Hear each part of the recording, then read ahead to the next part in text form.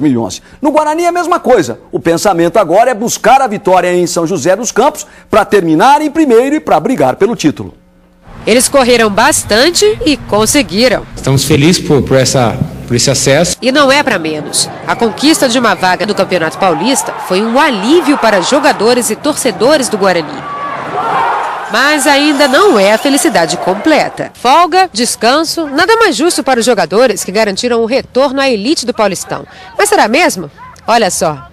Que nada, eles querem agora o título da Série A2 para se despedir de vez desta fase. E para isso, precisam vencer o São José fora de casa no próximo domingo. O Guarani já enfrentou o adversário 3 vezes nesse campeonato. Perdeu uma e venceu 2. Mas ainda assim, os jogadores precisam estar bem preparados. Tadei vai preparar a força máxima, né? Vai...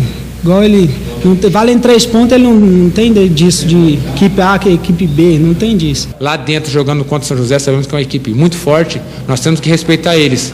Eles não subiram, mas sabemos que é o último jogo e sempre os jogadores sempre falam, né? A última impressão é a que fica. Se vencer, o Bugre não vai depender de outros resultados para chegar à final. E para ser o mandante do jogo, precisa ter mais pontos do que o 15 de Piracicaba, finalista até agora. O Guarani está com 43 pontos e o 15 com 44. Sabemos que o 15 Piracicaba é bem forte, a equipe bem qualificada. A gente vai para buscar o campeonato. É o ideal, né? É o ideal. O importante para conquistar mais esse objetivo é manter os pés no chão. O importante para mim é o título, né? Lógico, o acesso é a consequência. O que todos nós queríamos era o acesso. No Brasil, como eu disse para os jogadores hoje, no Brasil só é visto o primeiro. Então vamos em busca desse título aí para que possa fechar com chave de ouro.